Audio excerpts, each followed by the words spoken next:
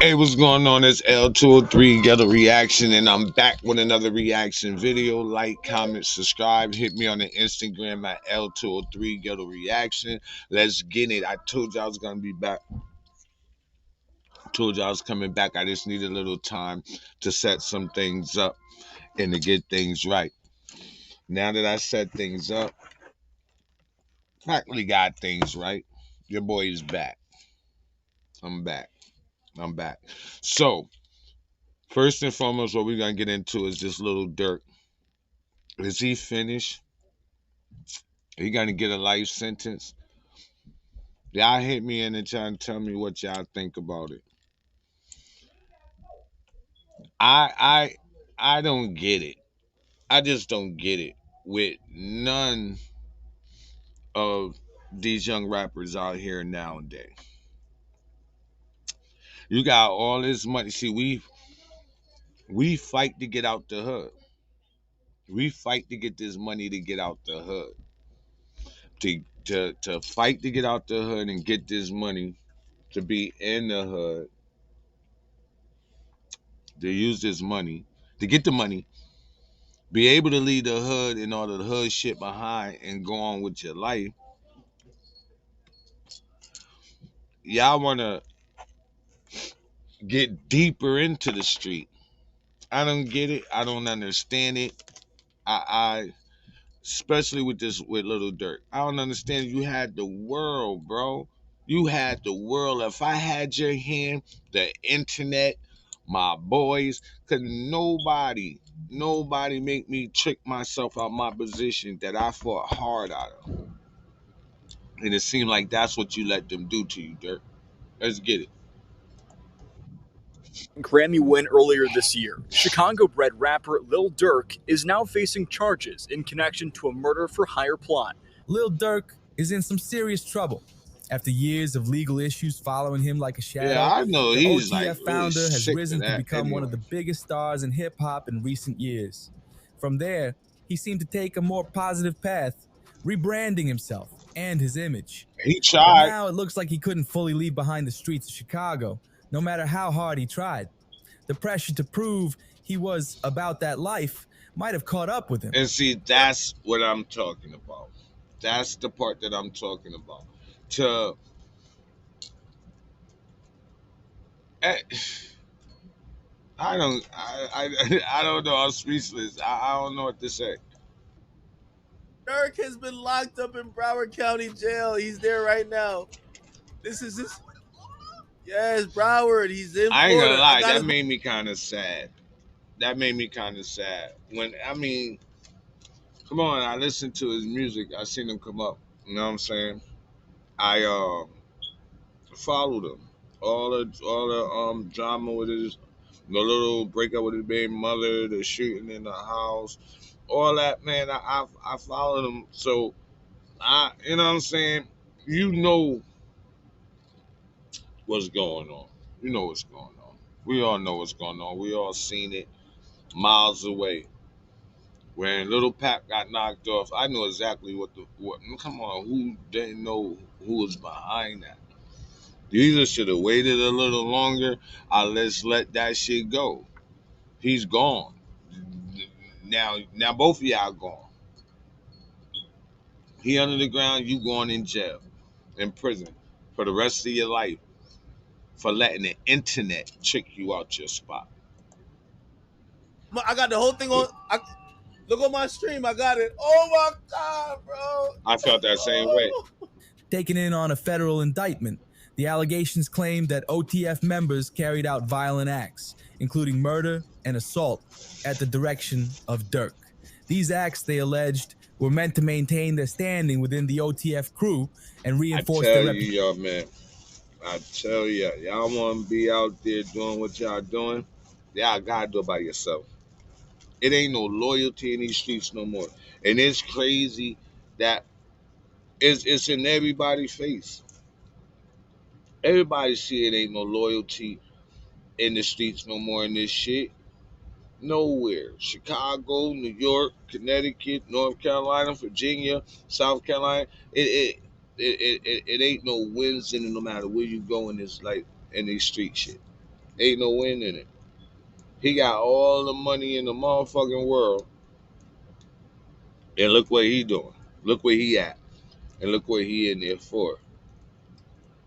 Oh, y'all gotta stop letting this internet trick y'all out y'all positions, man. Listening to the internet and what people gotta say on the internet is crazy. It's crazy. Let's get back. Shots fired, a fight taken to the streets, and this chaotic scene, the ending of a shooting that started in Los Angeles, California.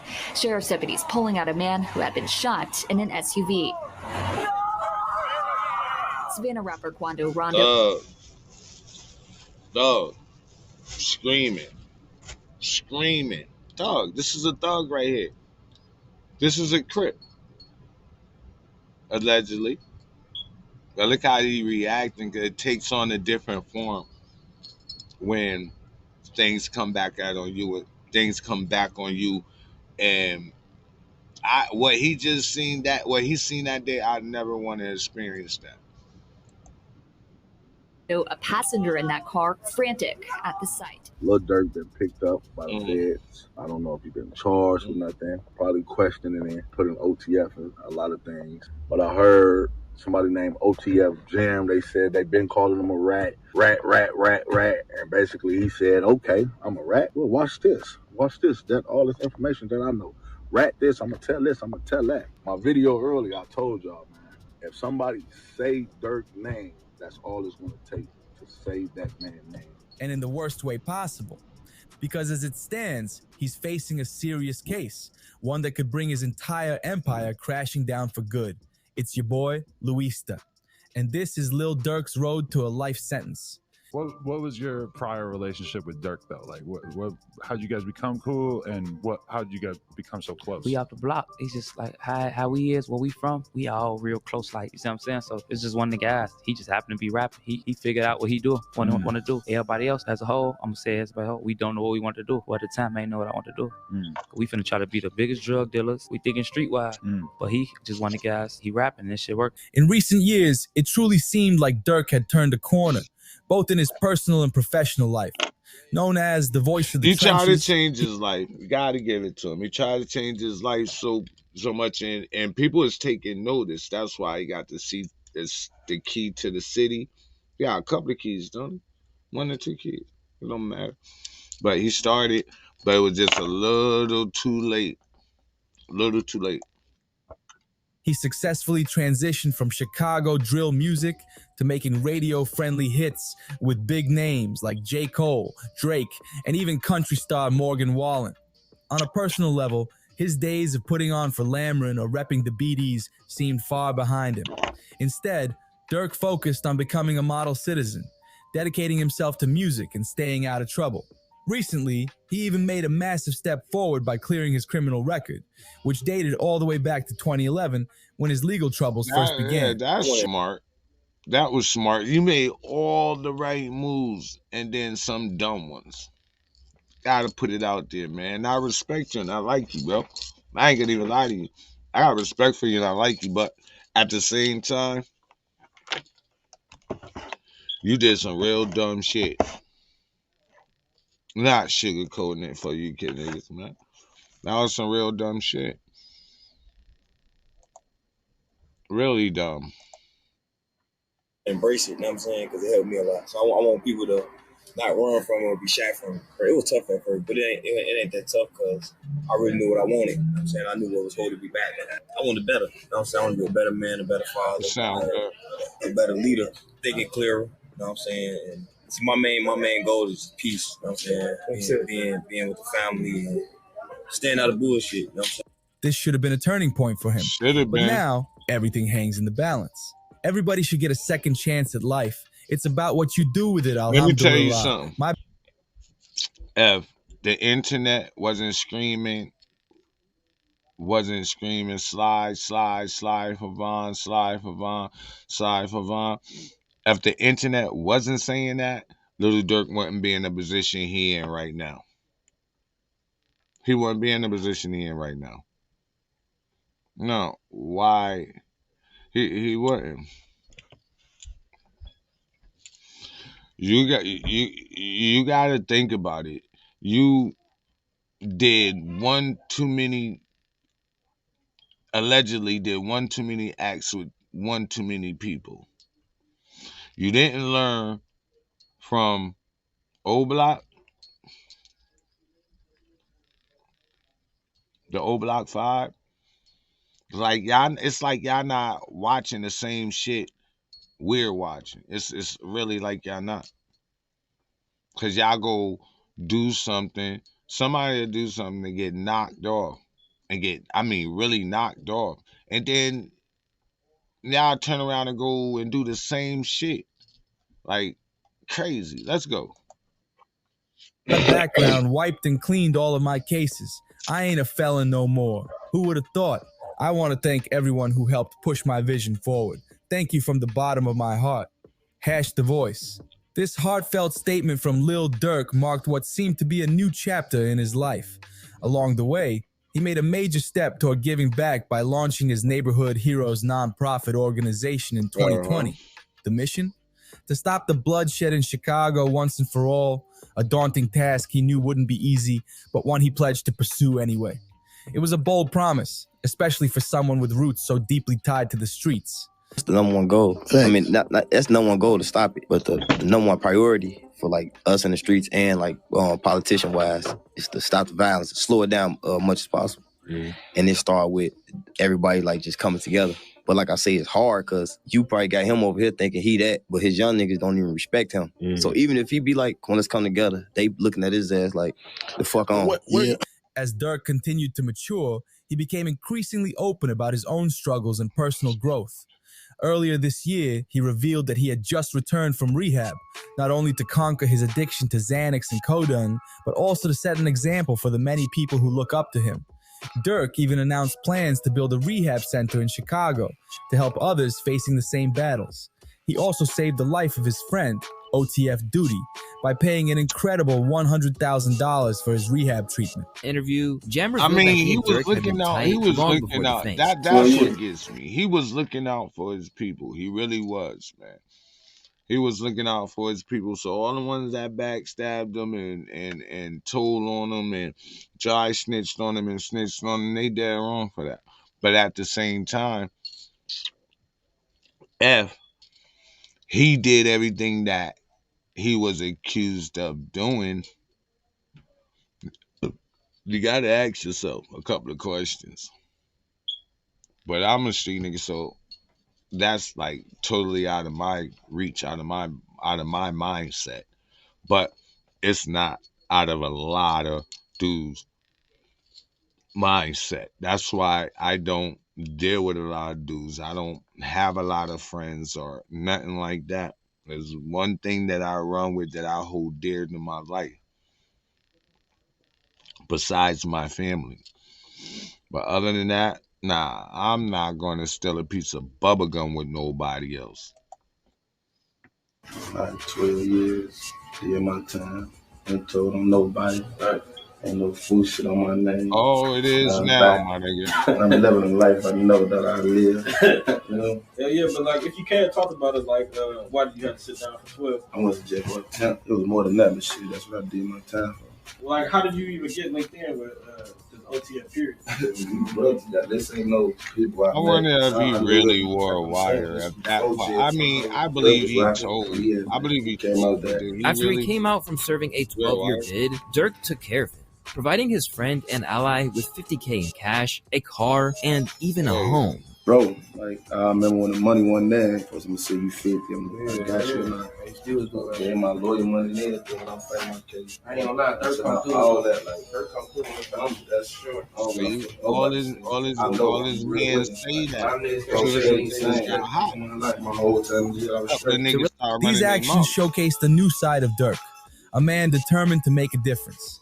Now a Grammy-nominated artist and a proud convert to Islam, Durk made it clear that his faith meant he could no longer be involved in anything illegal. I don't gangbang. I'm a Muslim, he stated firmly. Basically, what I was saying on my post in so many words, you can't do both. I'm going to be the one who says it. So if you follow me as a brother, a friend, or an icon, follow me into this new chapter of life. Durk added, "When I make music, I rap about what I've seen and been through. I'm not telling you to do it.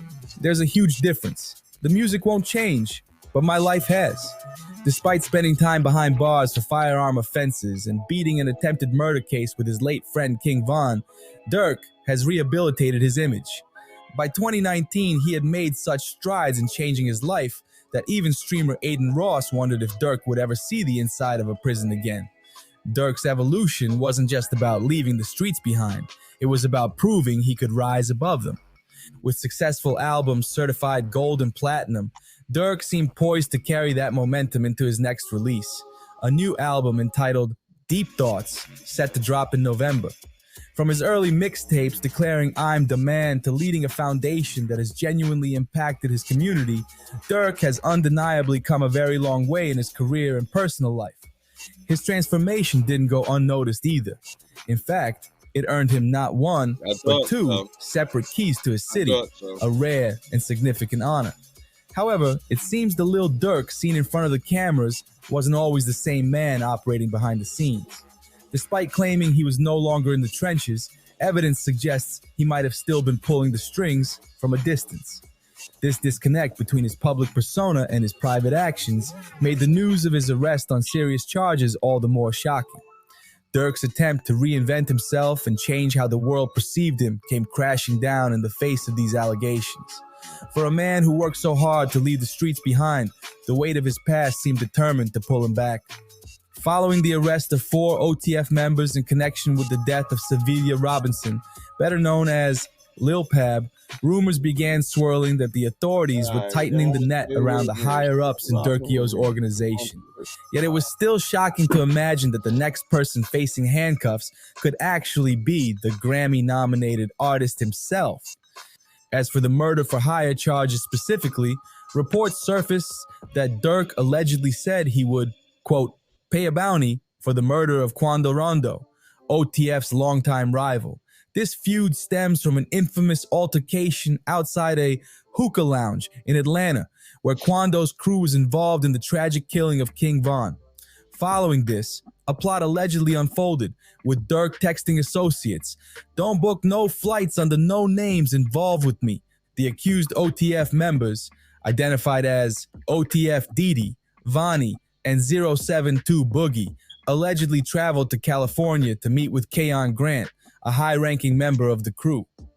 Determined to catch up with Quando and his team, the group reportedly tailed them throughout the day. This pursuit ended at a gas station, where the attack was finally launched. Although Quando Rondo managed to escape unharmed, Lil Pab wasn't as fortunate.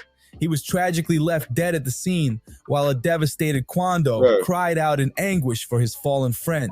The event sent shockwaves through both the rap world and the streets, leaving many questioning how far-reaching the consequences of this violent rivalry would become. If that cry of anguish from Quando Rondo sounds familiar, that's because Durk actually sampled it on his track Same Side with Rob 49.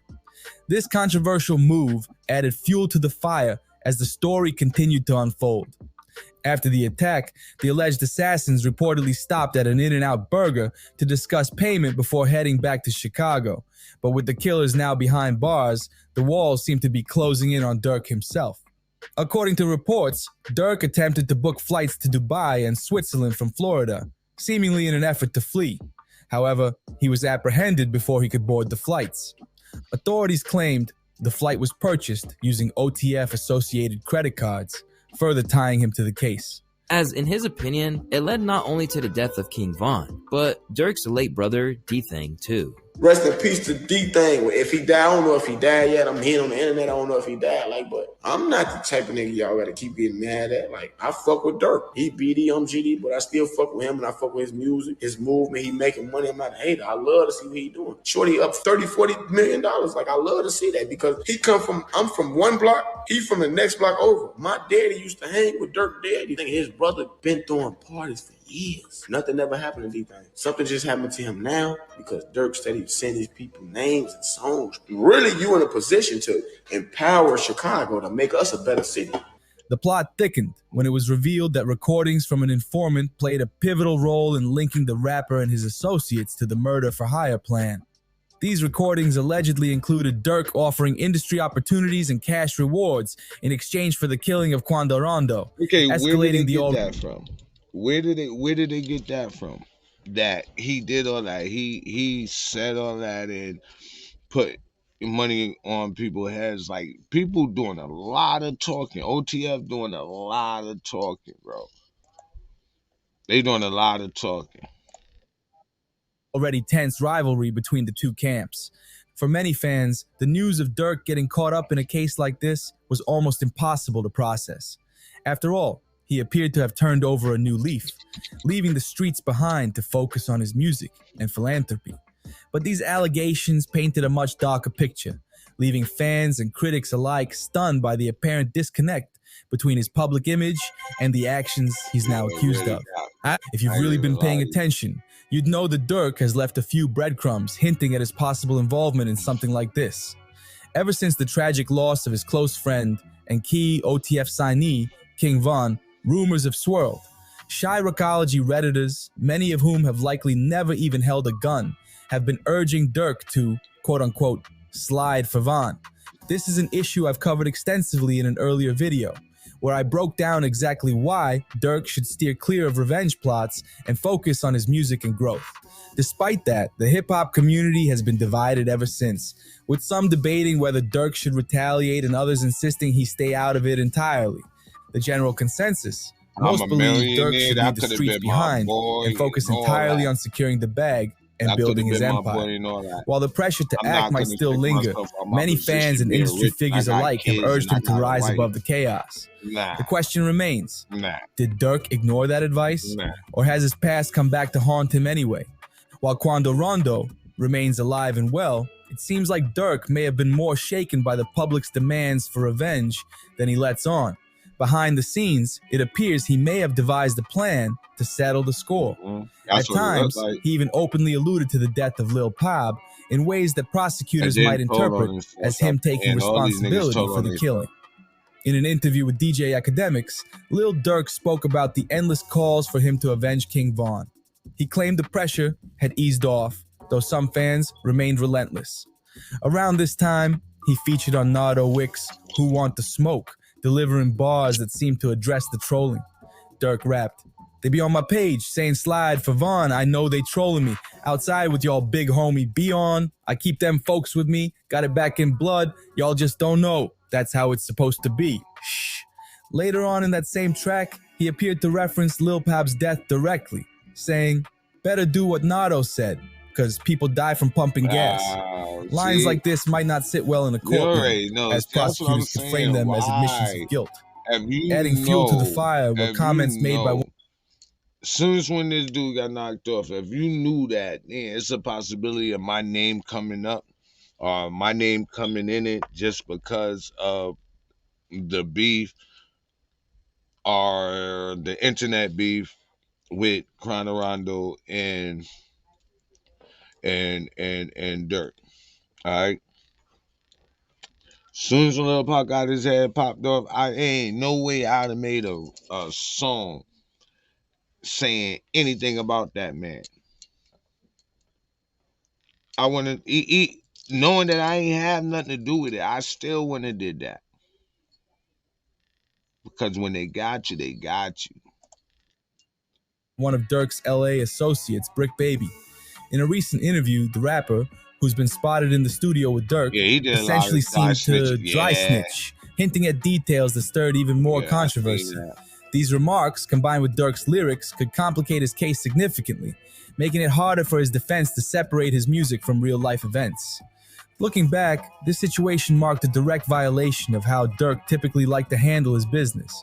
If he had been driven by clout, he would have taken to the internet, openly mocking Quando Rondo. But instead, he stayed within the blurred lines of hip-hop's unique space, where reality and fiction often intersect, and artistic expression can sometimes sound like a confession. "The goal is not to go to jail," Durk once stated. "So y'all will never see me do tough shit on here to look street. I am the streets." As Lil Pop's death receded into the rearview mirror and his family worked to pick up the pieces, much like King Von's family before them, Durk publicly renounced the street life. "I'm gonna start by getting the city together," he told Rolling Stone in a reflective interview, to do my part to slow down the violence. Even if you do 99% of shit right, you still got 1% of the demons with you. You get angry fast, and one reply can fuck up $1 billion. That's why I'm not saying names no more in my music. He added, I ain't speaking on the dead no more. None of that. I'm not chasing death no more. I'm chasing $1 billion. I want our kids to grow up safe and sound, to be able to have fun, to have a real life. With these statements, Durk reinforced his determination to leave the streets behind and present himself as a positive role model for his community. However, some aspects of the street code clearly remained. For example, Durk maintained a vocal disdain for informants, making his hatred for snitches a defining feature of his persona. I can sniff out a rat from a mile away, he claimed in reference to Tekashi 609 Ane. While Durk worked hard to evolve his public image, his continued adherence to certain street principles blurred the lines between the man he was and the man he wanted to become. It turns out Durk's instincts weren't as sharp as he believed. Despite his claims of being able to smell a snitch a mile away, the harsh reality was that there may have been informants within his own camp. And now, those betrayals are coming back to haunt him, threatening to unravel everything he's built. Although rumors suggest there are multiple informants involved, OTF Jam is the one being widely pointed to as the man who allegedly wore a wire and gave Durk up. If the allegations are true, it's a brutal reminder that when the stakes are high, like the prospect of lengthy prison sentences, loyalty often crumbles. Even lifelong friendships can break under the pressure of self-preservation.